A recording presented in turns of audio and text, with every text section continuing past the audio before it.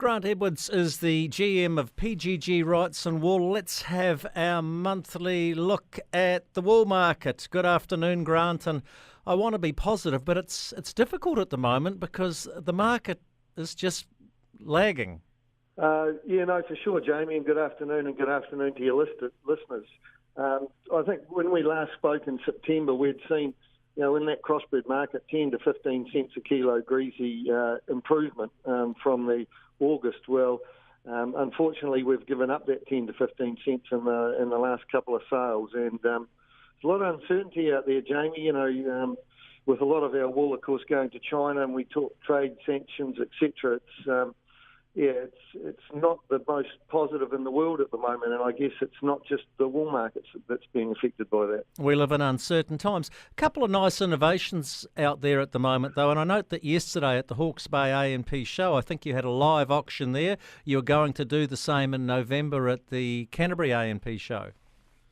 Yes, certainly, Jamie. We took it to the Hawkes Bay Show yesterday, and it was great to see. There was a good gallery of farmers there, and that followed the sale, and they can see what actually happens through the auction system.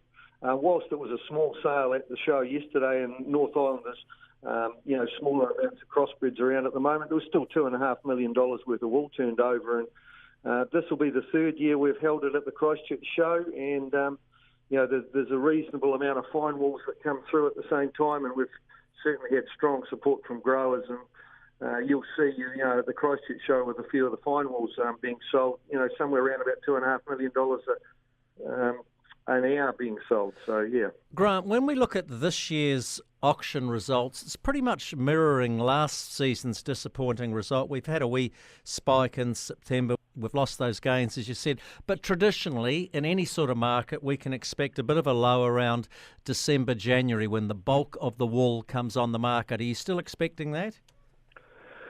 Not to a certain extent. I think now, Jamie, we do see a lot more even wool flow throughout the years than what we used to. We've got 8 months, we've got 6 months shearing.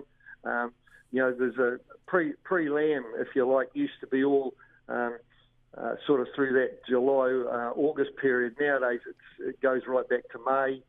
So we have a more even flow of wool through the year. In the same token, there is slightly more around that time.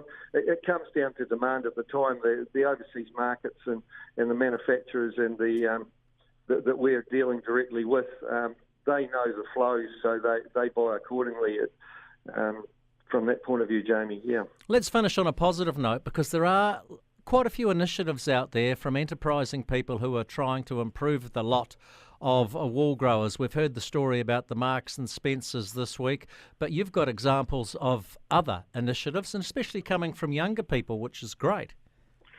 Yes, sure, Jamie. And just on with the Marks and Spencer, it's great to see those sort of things happening within our wool industry, and with Abraham Moon, the luxury fabric maker. Our business actually, we're the main supplier of New Zealand wool to them, and we've got a call in with them tonight. So those sort of things are happening. But yeah, to touch on, just 3 things that are happening at the moment. Aparima College, 6 of their senior students this year, through one of their enterprises, developed a beanies and scarves out of a possum merino mix. They've called it impossible products, and it's great to see the passion there. We've got Hope Duncan, who's a student in Otago. She's got an exhibition coming up at the end of this month, and she's promoting the great attributes of wool. And also we've got Laura Martin in the Hawke's Bay. She produces cushions, throws and tapestries, and she's taking an exhibition to Hong Kong. So those are some of the great things of younger people out there, Jamie, that have got a great passion and really taking it to the world, and it's great to see. Good stuff. Grant Edwards, we'll catch you again in November, and I certainly hope that we're reporting on a wool market on the rise. Thanks, Jamie, and I look forward to catching